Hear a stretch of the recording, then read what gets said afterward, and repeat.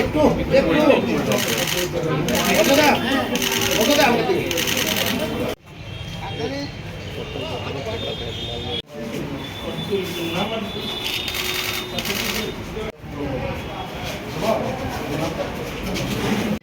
একটু লে লে নাম বাবার আমি অজয় কুমার দাস এসডিপো সদর রিসেন্টলি জয়েন করেছি। আর আমার টিমে Rana Chatterjee inspector OC east Agartala case উনিও রিসেন্টলি জয়েন করেছে। এখন আমাদের পশ্চিম জেলা ডিস্ট্রিক্টের মোটামুটি টিমটা নতুন টিম। তো আপনারা তো সবাই অবগত আছেন যে এখন এই নতুন টিম আর খুব ভালো টিম আছে। অল দ্য কলিগস আমাদের যে জুনিয়ররা খুব ভালো অফিসার আছে, উপরে লিডারশিপও খুব ভালো। তো এটা ফার্স্ট দেখা আপনাদের সঙ্গে। তো এখানে রিসেন্টলি এক দুটো আনফর্চুনেট চুরির ইনসিডেন্ট হয়েছে। মানে এরপরে আমাদের আসা তো এটাই চ্যালেঞ্জ ছিল, এখনও এক্সিস্টিং চ্যালেঞ্জ আছে। তো আমরা ইমিডিয়েটলি আমাদের এসপি সাহেবের ইনস্ট্রাকশনে মানে নাইট প্যাট্রোলিংটা খুব মানে স্ট্রং করেছি। অ্যাজ পার এসপি সাহেবের ইনস্ট্রাকশন বিট সিস্টেমটা আমরা আরও স্ট্রং করার চেষ্টা করছি। আর একটা এসওজি গ্রুপ বানানো হয়েছে, যেগুলো মানে যত লাম্পেন এলিমেন্টস আছে, যেগুলো অ্যান্টি সোশ্যাল এলিমেন্টস হলো, ড্রাগ পেডলার হলো, চোর হলো, ওদের আমরা মানে ফার্ম অ্যাকশন নেওয়া হচ্ছে। আর ওরা মানে ইভিনিং থেকে হোল নাইট এরা বাইকে অপারেশন করছে, কালকেও করেছে, মানে রেগুলারলি করছে। পাস্ট ফিউ ডেজ জবের থেকে এসপি সাহেব চার্জ দিয়েছে। তো এখন প্রথম চ্যালেঞ্জ ছিল যে এক দুটো চুরি তো হবেই, যেহেতু মানে একটা সোসাইটি থাকে, সব ছোটো মোটো পেটি ক্রাইমস হয়। বাট এখন ইদানিং একটু মানে এক দুটো একটু বেশি হাইলাইটও হয়ে গেছে। আর তাছাড়া এটা একটু মানে আমাদেরও একটা চ্যালেঞ্জ মতন। তো ফর্চুনেটলি রানা চ্যাটার্জি ইন্সপেক্টর ভালো অফিসার এসেছে এসপিএসে। তো হি টুক ইট অ্যাজ এ চ্যালেঞ্জ। আর আমরা দুজন মিলে এসপি সাহেবের ডাইরেকশনে আমরা বিট প্যাট্রোলিং সিস্টেমটা প্রথমে খুব স্ট্রং করেছি। তারপরে আমি যত সাপোর্ট দিতে পারি এসপি সাহেবের ডিস্ট্রিক্ট রিজার্ভ নিয়ে নাইট প্যাট্রোলিং করে প্রচণ্ড প্রেশার দেওয়া হয়েছে। এটার কারণে লাস্ট 1 উইকের ভিতরে এরকম কোনো মেজর ইনসিডেন্ট কোনো রকমের হয়নি, থেফট তো কোনো কিছু হয়নি।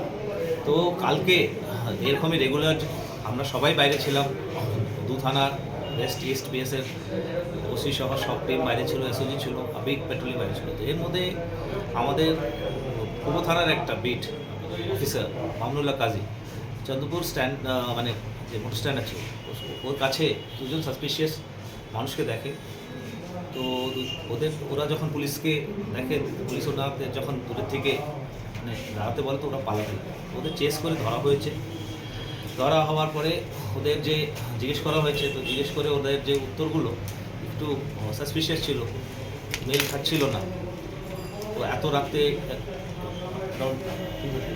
আর আরেকটার সময় তো মানুষ ঘোরার কথাই নেই রাস্তায়।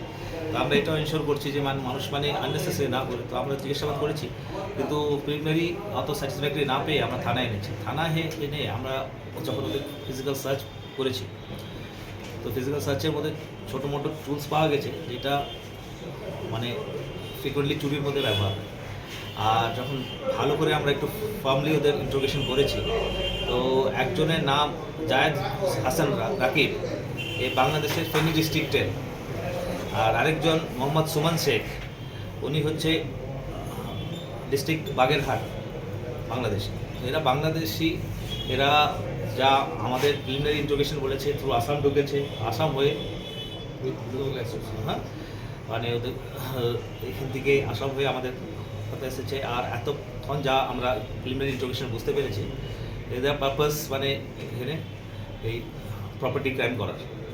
তো এখন আপনাদের কাছে আনা হবে, এখন ইন্ট্রোগেশন তো ইনিশিয়াল স্টেজে আছে, আরও ফ্যাক্টস রিভিল করবে। তো এর মধ্যে আমরা যে চ্যালেঞ্জটা ছিল, যে একটা মানে সাসপিশন ছিল, হয়তো বাইরের থেকে একটা গ্রুপ হয়তো অপারেট করছে। তো এর মধ্যে দুজন অ্যারেস্ট হয়েছে, এখন ওদের ইন্টারভিউশনে আরও আছে। তো এখন আমরা এটাই আপনাদের থ্রুতে সিটিজেনকে জানাতে চাই যে আমাদের উপরে কনফিডেন্স রাখুন, ত্রিপুরা পুলিশের উপর কনফিডেন্স রাখুন। আমরা মানে এই যে চ্যালেঞ্জটা আছে, যে পেটি ক্রাইম, বাট স্টিল এটা আমরা চ্যালেঞ্জে রেখেছি যে এটা মানে যতটা নির্মূল করা যায়। কন্টিনিউয়াসলি ডে অ্যান্ড নাইট কাজ করছি আমরা এর উপরে। এটা কন্টিনিউয়াসলি চলবে।